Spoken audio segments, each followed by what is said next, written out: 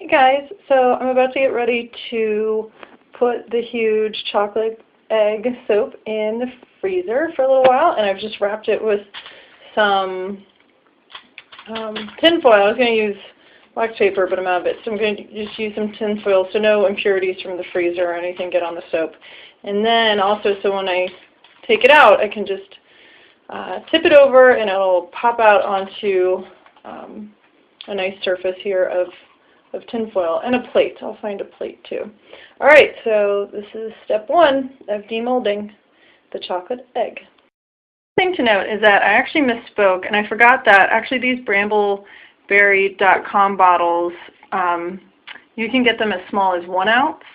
So I actually only had a 1 ounce bottle, and so I've used 0.7 ounces, so I actually only have about 0.3 ounces left that I measured out, and just a little under 0.3 because I had used a few millimeter drops of this to do a test batch, and that's actually the little gingerbread man shaped soap with this scent that my girlfriend fell in love with, and reason why she was like, oh my gosh, please, can I like get some more? And I was like, of course. So unfortunately I have only 0.3 left, and so I'll be able to do another 10 ounces for her, but I do kind of wish I had realized that and remembered that these are 1 ounce bottles, because I would have done more of like, 0.5 ounces of fragrance and like 17 ounces of soap, and then another 0.5 and like 16 ounces of soap.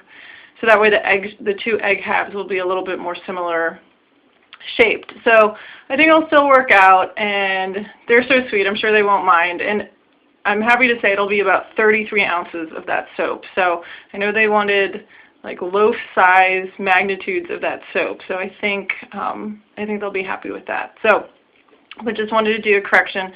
The Brambleberry you can get, the smallest bottle you can get is 1 ounce. And then Wholesale Supply Plus, the smallest that they give you, excuse me, the smallest they give you there is about 2 ounces.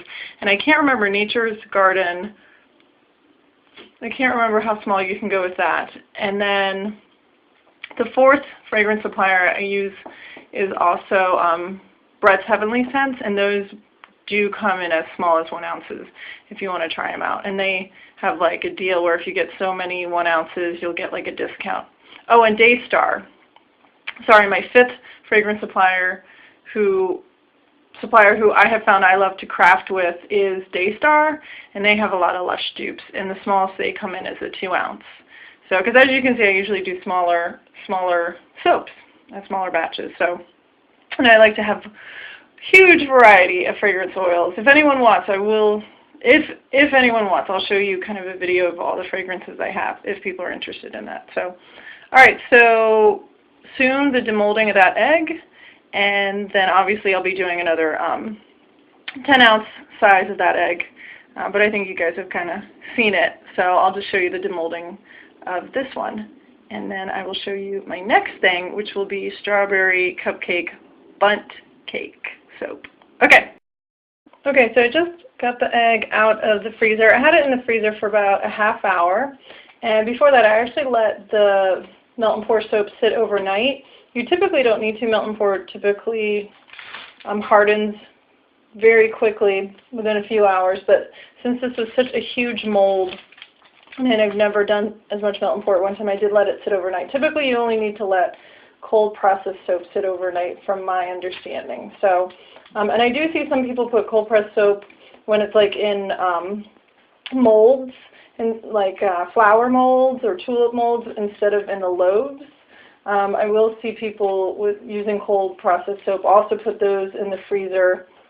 I guess just in general, putting any soap in the freezer just helps it demold when maybe there's a little bit of detail to it. Alright, so I'm going to try to demold it. Okay, so what I typically do first is I pull around on the edges just to loosen those up.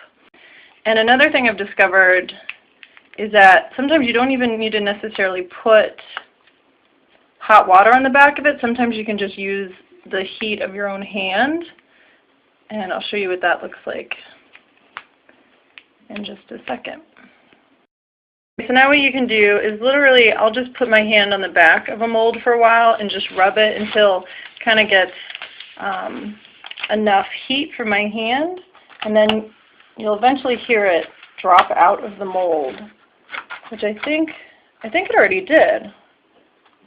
Wow, that took less effort than I thought. Okay. Yeah, it did. It dropped out of the mold already. Sometimes you have to work it with thicker molds, but this must be a thinner mold. So, all right, here we go. Ta-da! Wow. Wow. Okay, so I'm seeing it for the first time, too. Oh, my gosh. I couldn't have asked for this to turn out any better. This is perfect.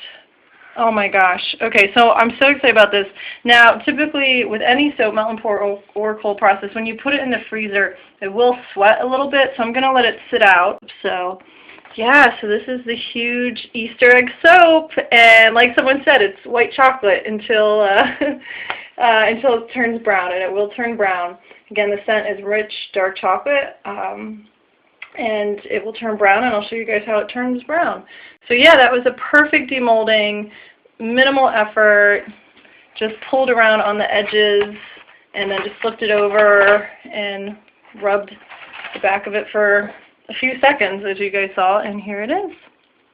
So, Mia girl, this is headed your way, and yeah, and I'll talk to you guys soon.